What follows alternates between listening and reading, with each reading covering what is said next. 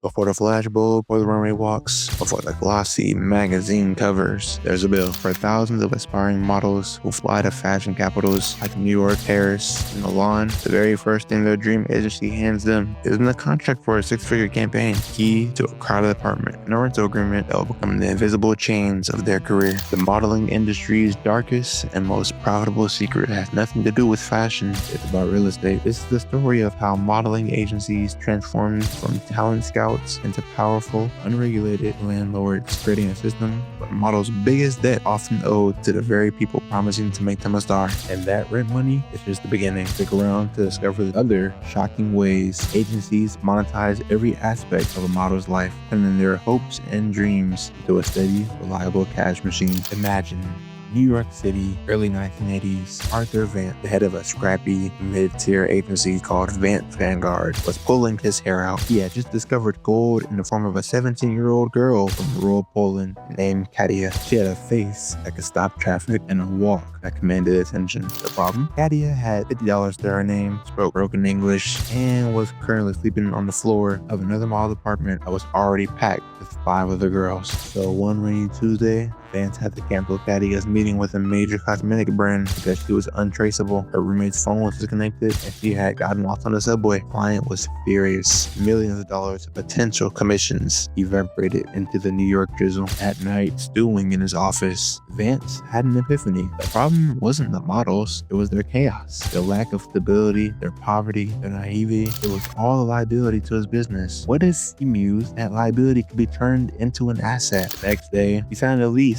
on a sprawling 3-bedroom apartment in the East Village for an eye-watering $3,000 a month. His colleagues thought he was insane, but Vance wasn't planning on living there. He went to a cheap furniture store, bought 6 sets of bunk beds, crammed them into the 3 bedrooms, 12 beds in total. He then sent out a memo to all his new international models. Housing was not available, managed by the agency. The price? $400 per week per model. Girls, including Katia, jumped at the chance. It was safe, it was guaranteed, and they didn't pay up front. Vance was simply deducted from their future earnings. He did the math. 12 models at $400 a week was $4,800. In a single month, that was over $19,000 in revenue for an apartment he was paying $3,000 for. He wasn't just covering his costs, he was making a staggering 500% profit. More importantly, he knew where his models were at all times. He controlled the roof over their heads. It was no longer a home, it was a barracks. And Arthur Vance had just become both a general and a very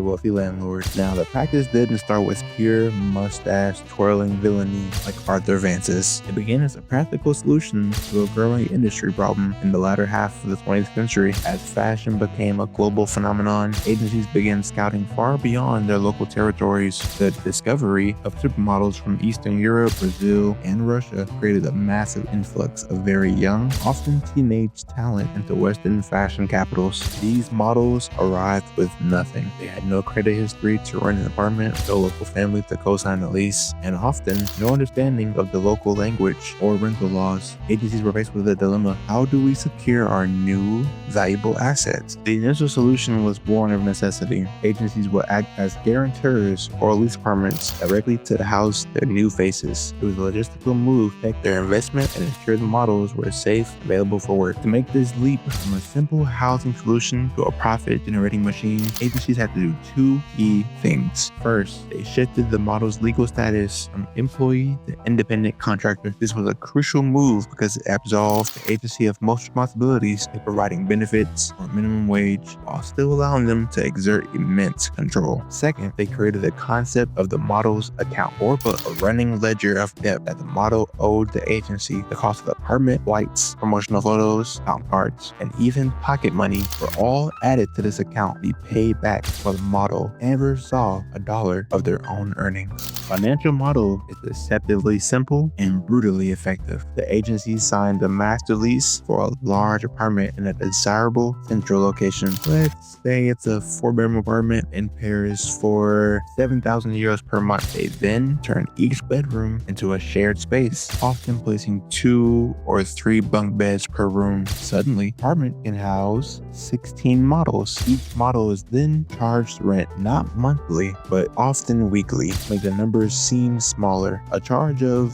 $250 per week doesn't sound as terrifying as €1,000 per month, but the agency is collecting from just one person. With 16 models paying €250 a week, the agency's weekly revenue is €4,000 per month. That's $16,000 after their own €7,000 in rent is paid. The agency is left with a clean €9,000 in profit. This single apartment is now generating over $100,000 a year in pure profit, completely separate from any modeling commissions. But the true genius and the most predatory aspect of the system is that models rarely pay this rent with cash. It's automatically debited from their account, an account that is often already negative from the moment they land. The flight to get them to the city, that's a $1,200 entry. Photos of their portfolio, another $1,500. Add in the weekly rent of $400 or $500, and a new model can be $10,000 in debt within their first 2 months, long before they booked a single paying job. This creates a powerful cycle of indenture. The harder they work, the more they seem to owe. Leaving the agency becomes unthinkable because they will be saddled with a massive debt they have no way of repaying. Controlling a model's housing gives the agency an unparalleled level of control over their life. The model apartment comes with strict rules, curfews, no overnight guests, and mandatory check-ins. It ensures models are awake and ready for early morning castings. It prevents them from falling in with a bad crowd that might interfere with their work. It also creates an environment of intense competition and psychological pressure. With models constantly comparing themselves to their roommates, the unspoken threat is always there. If you break the rules or complain, you can be evicted. In a foreign city with no money and no contacts, being kicked out of the model apartment is equivalent to being kicked out of the industry itself. And here is the most surprising truth of this entire enterprise. Many agencies, especially those dealing with a high volume of new faces, model apartment is their most consistent and reliable source of income. A model's career is volatile. A promising new face might fail to book any jobs. A star model might have a slow season. Fashion trends are fickle, but the rent is always due. Whether it be rain or shine, fashion week or off season, the debt accumulates in the model's account every single week. The agency has successfully created a business model where even if their primary product, the model's career, fails to generate income, their secondary business in real estate guarantees a steady, predictable cash flow. Models themselves are no longer just talent, they are tenants in a captive market. But this system persists because it evolved as the perfect solution for the industry's unique challenges, blending logistical necessity with immense profitability. It gives agencies a way to manage a global, transient workforce of young people while simultaneously creating a powerful financial and psychological hold over them. The model apartment, the foundation upon which many modern agencies are built, a foundation of depth that ensures the talent can't easily walk away. The glamour of the fashion world is, for many who enter it, a beautiful facade on a building they are paying an exorbitant price to live in 1 week at a time.